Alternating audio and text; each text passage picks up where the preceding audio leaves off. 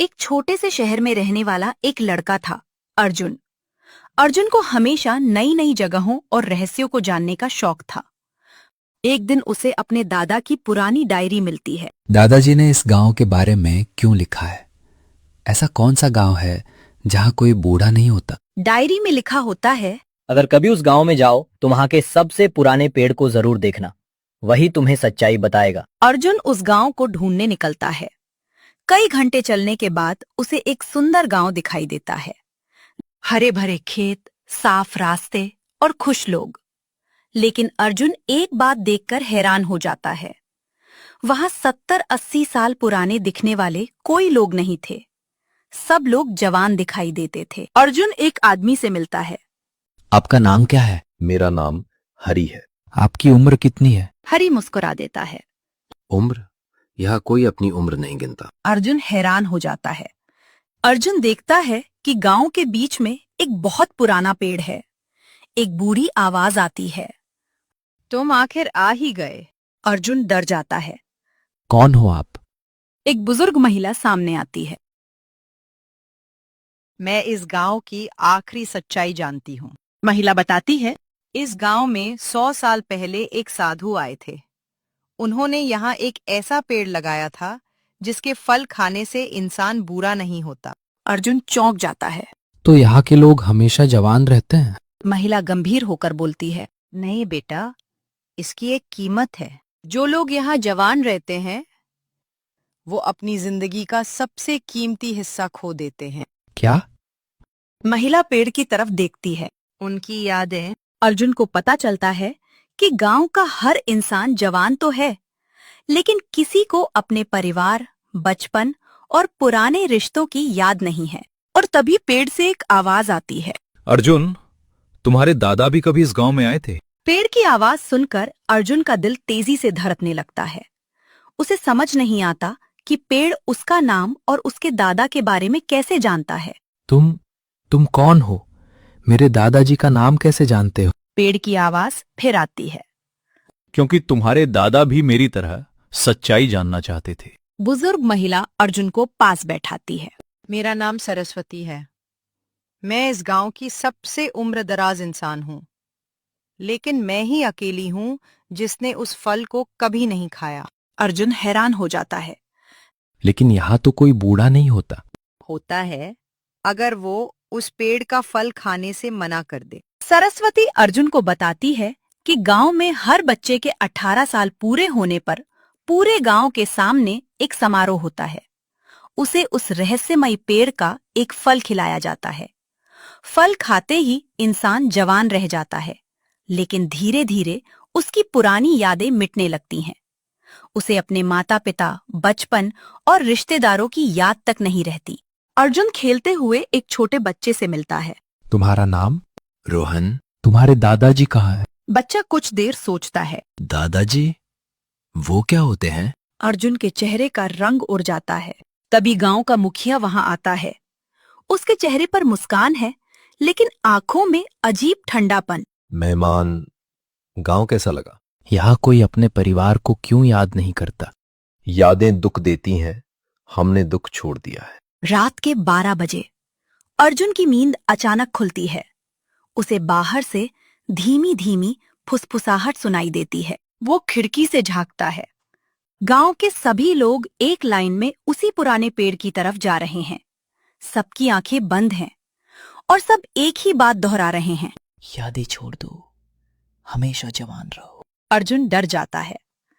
अर्जुन चुपके चुपके उनके पीछे जाता है। पेड़ के पास पहुंचकर वो देखता है कि उसके तने में एक बड़ा दरवाजा खुल जाता है। गांव वाले एक एक करके उसके अंदर चले जाते हैं। दरवाजा अपने आप बंद हो जाता है। अर्जुन अपनी जेब से दादाजी की डायरी निकालता है। एक ऐसा पन्ना खुलता है जिसे उसने पहले कभी नहीं देखा था। उस पर लिखा था, अगर तुम ये पढ़ रहे हो तो समझ लो कि तुम पेड़ के बहुत करीब पहुंच चुके हो। उसके नीचे जो छुपा है वही इस गांव का असली रहस्य है। लेकिन सावधान, सच जानने वाला हमेशा सुरक्षित वापस नहीं लौटता। अचानक पेड़ के नीचे वाला गुप्त दरवाजा धीरे धीरे फिर खुलने लगता है। अंदर से हल्की सुनहरी रोशनी बाहर आती है। और उसी रोशनी में अर्जुन को एक पुरानी तस्वीर दिखाई देती है। तस्वीर में उसके दादाजी, गांव के मुखिया और वही बुजुर्ग महिला एक साथ खड़े मुस्कुरा रहे हैं। दादाजी, आप भी इस गांव में थे? अंदर आओ अर्जुन, अब तुम्हें पूरी सच्चाई जानने का समय आ गया है। अर्जुन कुछ पल सोचता है। उसके हाथ कांप रहे हैं, लेकिन दादाजी की डायरी की बातें उसे हिम्मत देती हैं। वो धीरे धीरे पत्थर की सीढ़ियों से नीचे उतरने लगता है। जैसे जैसे वो नीचे जाता है, ऊपर की रोशनी गायब होने लगती है। चारों तरफ सिर्फ मशालों की हल्की रोशनी है, पानी टपकने की आवाज और गुफा में गूंजते कदम। अर्जुन की नजर दीवारों पर पड़ती है। वहां सैकड़ों साल पुरानी पेंटिंग बनी हुई हैं। पहली तस्वीर, गांव के सभी लोग बूढ़े दिखाई दे रहे हैं। दूसरी तस्वीर, एक साधु गांव में आता है। तीसरी तस्वीर, लोग किसी चमकते हुए फल को खा रहे हैं। चौथी तस्वीर, सभी अचानक जवान हो जाते हैं। लेकिन आखिरी तस्वीर देखकर अर्जुन के होश उड़ जाते हैं। उसमें लोगों के सिर से सफेद रोशनी निकलकर उसी पेड़ में जा रही थी। ये क्या है? अचानक पीछे से आवाज आती है। वो उनकी यादें हैं। अर्जुन मुड़कर देखता है। एक लंबी सफेद दाढ़ी वाला आदमी सामने खड़ा होता है। आप कौन है? मेरा नाम ऋषिदेव है। मैं पिछले 100 साल से इस रहस्य की रक्षा कर रहा हूँ। ऋषिदेव अर्जुन को एक बहुत बड़े कमरे में ले जाते हैं। कमरे के बीचों बीच पेड़ की विशाल जड़ें फैली हुई हैं। उन जड़ों के अंदर हजारों चमकते हुए छोटे छोटे गोले दिखाई देते हैं। ये क्या है? हर गोला किसी इंसान की एक याद है। मतलब? जो भी इस पेड़ का फल खाता है, उसकी सारी यादें यह पेड़ अपने अंदर कैद कर लेता है। इसीलिए यहां कोई बूढ़ा नहीं होता, क्योंकि इंसान की उम्र सिर्फ शरीर से नहीं, यादों से भी बढ़ती है। ऋषिदेव एक चमकता हुआ गोला उठाते हैं। उसमें अचानक वीडियो जैसा दृश्य दिखाई देता है। अर्जुन के दादाजी। अगर मेरा पोता कभी यहाँ आए तो उसे कहना, इस पेड़ को कभी खत्म मत करना, लेकिन इसे गलत हाथों में भी मत जाने देना। अर्जुन की आंखों में आंसू आ जाते हैं। अचानक ऊपर से जोरदार धमाका होता है। पूरा तहखाना हिलने लगता है। कुछ लोग मशीनों के साथ अंदर घुस आते हैं। उनका लीडर है विक्टर मल्होत्रा, एक लालची उद्योगपति। आखिरकार अमर होने वाला पेड़ मुझे मिल ही गया। अब मैं इस पेड़ के फल पूरी दुनिया में बेचूंगा, अरबों कमाऊंगा और दुनिया का सबसे ताकतवर आदमी बन जाऊंगा। मैं ऐसा कभी नहीं होने दूंगा। एक बच्चा मुझे रोकेगा? विक्टर मशीन चालू करता है। मशीन पेड़ की जड़ों से ऊर्जा खींचने लगती है। अचानक पूरी गुफा कांपने लगती है। सभी चमकते हुए यादों के गोले हवा में उड़ने लगते हैं और उनमें से एक गोला सीधा अर्जुन के सिर से टकराता है। जैसे ही चमकता हुआ मेमोरी ऑर्ब अर्जुन के सिर को छूता है, उसके चारों ओर सुनहरी रोशनी फैल जाती है। समय जैसे थम जाता है। अर्जुन खुद को एक पुराने दृश्य में खड़ा पाता है। उसके सामने उसके दादाजी खड़े हैं। अगर तुम ये संदेश देख रहे हो तो इसका मतलब है कि तुम उस जगह तक पहुंच चुके हो जहां बहुत कम लोग पहुंच पाए। अर्जुन की आंखों से आंसू बहने लगते हैं। दादाजी, क्या आप सच में हैं? नहीं बेटा, ये सिर्फ मेरी याद है, लेकिन ध्यान से सुनो। तुम्हारे पास बहुत कम समय है। ये पेड़ लोगों को अमर नहीं बनाता, ये केवल उनकी जवानी को बनाए रखता है और बदले में उनकी यादें अपने अंदर कैद कर लेता है। अगर कोई लालची इंसान इस शक्ति पर कब्जा कर ले तो पूरी दुनिया अपनी पहचान खो सकती है। मशीन पूरी ताकत से चल रही है। आज से ये पेड़ मेरा है। दुनिया के अमीर लोग हमेशा जवान रहने के लिए मुझे अरबों रुपए देंगे। रुको, अगर जड़ें टूट गई तो गांव खत्म हो जाएगा। मुझे गांव से कोई मतलब नहीं, मुझे सिर्फ ताकत चाहिए। विक्टर के दो आदमी अर्जुन को पकड़ने दौड़ते हैं। अर्जुन गुफा के पत्थरों के पीछे छिप जाता है। उसी समय गांव के ऊपर अजीब घटना होने लगती है। लोग अचानक अपना सिर पकड़ लेते हैं। किसी को बचपन की हल्की हल्की याद आने लगती है। एक महिला रोने लगती है। मुझे अपनी माँ याद आ रही है। मैं पहले किसान था। सरस्वती गुफा में पहुंचती हैं। अर्जुन, अगर मशीन नहीं रुकी तो पेड़ मर जाएगा। लेकिन इसे रोकेंगे कैसे? सरस्वती अपनी गर्दन से एक पुराना लॉकेट निकालती हैं। ये चाबी है, इसे तुम्हारे दादाजी ने मुझे सौंपा था। गुफा की दीवार पर एक पत्थर का गोल निशान बना होता है। अर्जुन लॉकेट उसमें लगाता है। धीरे धीरे पूरी दीवार खुलने लगती है। अंदर एक प्राचीन नियंत्रण कक्ष दिखाई देता है। बीच में चमकता हुआ एक क्रिस्टल रखा है। यही पेड़ का हृदय है।